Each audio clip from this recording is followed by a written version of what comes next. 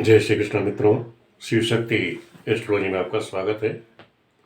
आज मैं आपको मूल शांति विधान के बारे में बताऊंगा कि मूल शांति कैसे की जाती है, मूल के नक्षत्र क्या है, मूल गंडांत क्या होता है, इस सब के बारे में पहले पूरी जानकारी देता हूँ। फिर उसके बारे में कि मूल शांति आप करोगे क्या, उसकी पूजन की विधि क्या है, किसके द्वारा कराएं और कौन कौन सी पूजन सामग्री चाहिए, इस सब की पूर्ण जानकारी आज आपको दूंगा कि भाई आप लोग चाहे कर्मकांड में हो, लेकिन ये जो पूजन की विधि है, संस्कार की जो विधि है, इसे हर आदमी, हर जनमानस को पता होना चाहिए। कोई ज़रूरी नहीं है कि आचार्य जी आए पूजा करें, केवल उन्हीं को पता होना चाहिए। वीडियो के द्वारा आप लोगों को आज मैं बता दूंगा कि वो कोई भी आदमी है, कोई भी जनमानस है, उसको ही पता होना चाहिए कि भाई मूल शांति कराई कैसे जाती है।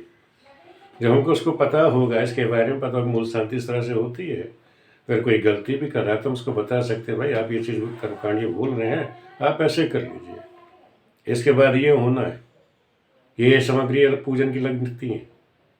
तो ये सब पता होना हर जनमानस के लिए अनिवार्य है। तो मूल शांति कराना है, पंचक शांति है या काल दोष की शांतियाँ हैं, तो हर कर्मकांड ब्राह्मण या ज्योतिषी है उसको ये सब आना चाहिए, अनिवार्य है। तो पहले आप ये समझ लीजिए कि मूल के नक्षत्र कौन से हैं। तो मूल के पहले आप नक्षत्र समझ लीजिए, रेवती, अश्विनी, अश्लेखा, मघा, ज्येष्ठा, मूल। ये 6 नक्षत्र जो है ये मूल नक्षत्र है। अब ये समझ लीजिए इसमें गंडांत मूल क्या होता है।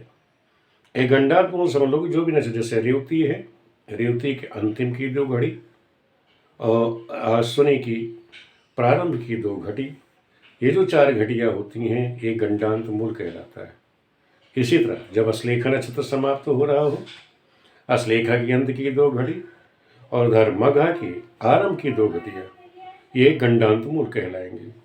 इसी तरह ज्येष्ठा की अंतिम की 2 घड़ी और मूल की प्रारंभ की 2 घटियाँ, ये जो 4 घटियाँ होंगी ये गंडांत मूल कहलाएंगी। गंडांत का मतलब होता है इस नक्षत्र, इस टाइम पे जो भी बच्चा पैदा होगा वो माता पिता के लिए भारी होता है, अपने लिए भारी होता है, अनेक कष्टों से जीता है, उसकी आयु जो है बहुत कम रहती है। अगर जीवित तो हो गया तो समझ लो फिर उसको मकान, वाहन, हर चीज़ का सुख भी प्राप्त, राजा के समान जीवन भी होता है। गंडांत बच्चों का ये भी है कि अगर ये बच्चों की आयु भगवान ने लगा दी तो ये बहुत बड़े भाग्यशाली भी बच्चे होते हैं। तो अब आपको मैं समझाता हूँ कि मूल नक्षत्र आपको बता दिया मैं, अश्विनी, रेवती, अश्लेखा, मघा, ज्येष्ठा, मूल, ये 6 नक्षत्र मूल नक्षत्र कहे गए। गंडांत मैंने आपको बता दिया। गंडांत जो है इसके रेवती की अंतिम 2 घटी, अश्विनी के प्रारंभ की 2 घटी, अश्लेखा की लास्ट की 2 घटियाँ, मघा के प्रारंभ की 2 घटी, इसी तरह ज्येष्ठा की अंतिम की 2 घटी, मूल की प्रारंभ की 2 घटी, आरंभ की 2 घटियाँ, ये गंडांत मूल कहलाती है। अब हमें किसी, मान लो कोई बच्चा पैदा हुआ मूल नक्षत्र में, आप पंडित जी के पास गए तो पंडित जी से पहले आप पूछें कि भाई हमारा बच्चा इस मूल नक्षत्र में, अगर वो कहते हैं मूल पैदा हुआ है तो कौन से मूल में पैदा हुआ है, तो ये बताएंगे अश्विनी, भरणी, कोई भी 6 के 6 नक्षत्र में किसी नक्षत्र का नाम बताएंगे। तो सर्वप्रथम आपको क्या कराना है, जब बच्चा मूल में पैदा हुआ है तो उस नक्षत्र की आप पूजा कराएंगे, जप कराइए। वैसे जप का तो बताया गया है 5000, 10,000, कलयुग में उसका चतुर्थ हो जाता है 4 गुना। तो कहने मतलब भाई 51,000 जप होना अनिवार्य है। कोई के सामर्थ्य है 1.25 भी करा सकता है, लेकिन 51,000 आप जप कराएं। जैसे अश्विनी है, अब अश्विनी नक्षत्र है तो किसकी आप पूजा करेंगे, तो इसके जो स्वामी है अश्विनी कुमार। अश्विनी के कौन स्वामी हो गए, अश्विनी कुमार। अश्विनी कुमार का मंत्र क्या है, ओम अश्विनी कुमाराभ्यो नमः, इस मंत्र का जप कराइए। कोई बच्चा अगर मान लो रेवती नक्षत्र में हो गया तो रेवती के स्वामी पुष्णदेव है, तो ओम पुष्णवे नमः, इस मंत्र, बीज मंत्र का आप जप कराइए। कोई बच्चा श्लेखा में हो गया, कोई बच्चा श्लेखा नक्षत्र में है तो ओम सर्पेभ्यो नमः, इस मंत्र का आप लोग जाप कराइए। किसी के बच्चा अगर मघा नक्षत्र में पैदा हो गया है तो ओम पितृभ्यो नमः, ओम पितृभ्यो नमः, तो मघा वाले में ओम पितृभ्यो नमः का जाप कराएंगे। ज्येष्ठ नक्षत्र में बच्चा किसी का हुआ तो ओम इंद्राय नमः, ओम इंद्राय नमः का जप कराइए। मूल नक्षत्र में कोई बच्चा पैदा हो गया है तो ओम नैऋत्ये नमः। तो इस तरह आप 6 नक्षत्र हैं और नक्षत्र के जो स्वामी है उनके मंत्रों का जप कराइए, तो जिससे बच्चे पे जो कष्ट है, जो अनिष्ट है, वो नहीं होगा।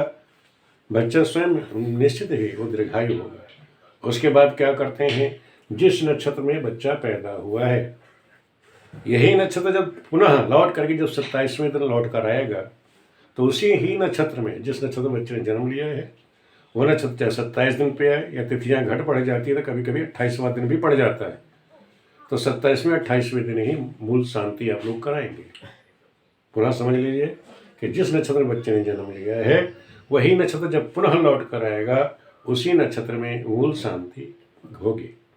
अब मूल शांति में क्या कराएंगे, इसमें जो पूजन सामग्री इकट्ठी की जाती है, आप लोग जानते हैं कि सुबह सुबह जहाँ पर पणिये लोग मिल जाते हैं जो तेल मांगने वाले हैं, तो सुबह सुबह वो क्या करते हैं, वो भी विप्र ही ब्राह्मण हैं, वो सुबह सुबह जैसे 27 छेद का करवा है, 27 नल का पानी है, 27 चौराहे की कंकड़ है, 27 पेड़ की पत्ती है, सप्तमृदा है, सप्तमृदा है, काला कपड़ा है, बच्चे के बराबर अन्नदान है या 27 किलो का अन्नदान कोई कराता है, और कांसे के पात्र में घी है, मूलमलियाँ है, ये सब रख करके जब सुबह पंडित जी आते हैं सुबह, तो उनका कार्य है कि 27 छेद का जो करवा है उसमें के पेड़ की पत्ती है, कंकड़ी है, 27 चौराहे की कंकड़ियाँ हैं।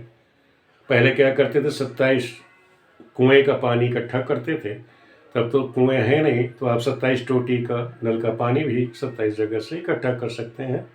27 चौराहों की आप कंकड़ी ले आइए, 27 पेड़ की पत्तियाँ लाइए, जो 27 छेद का करवा उसके अंदर डाल करके जो भी पंडित हैं, अगर पंडित जी नहीं मिलते हैं तो कोई दाई है उसके द्वारा उसमें करवे में डालिए जल को, 27 जल के, और तीनों माता पिता उस बच्चे को लेकर उसके ऊपर उसको जल का छींटा लगा दीजिए।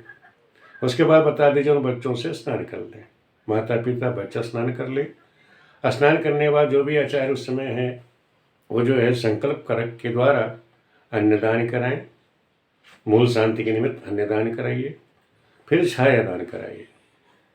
उसके बाद जब ये कार्य हो जाए उसके बाद जो घर के पुरोहित हैं, आचार्य हैं, उनके द्वारा मूल शांति की पूजा का अनुष्ठान कराइए।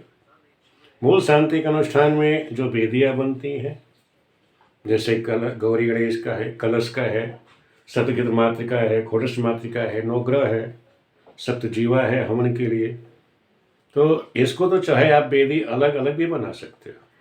जैसे आप यजमान के यहाँ देखें, व्यवस्था देखें कि अगर उसके यहाँ जगह है तो एक कमरे की अगर उसके पास जगह है तो आप अलग अलग वेदियाँ बना करके अनुष्ठान कराइए।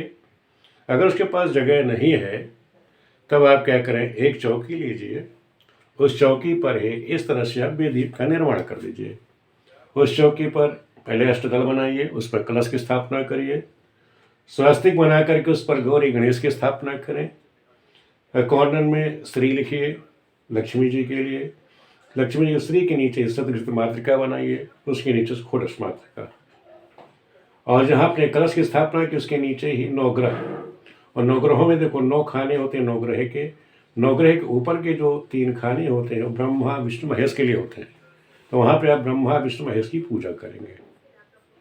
और जब वेदी आपकी चौकी में बन जाए उसके सामने आप दीपक की स्थापना करेंगे, कर्म साक्षी देवता जो आप कर्म कर रहे हैं उसके साक्षी देवता, उनका हवन के लिए आप चाहे तो 16 ईंटों का हवन कुंड बना लीजिए, उस पर यह सप्तजीवा का इस तरह से निर्माण करिएगा।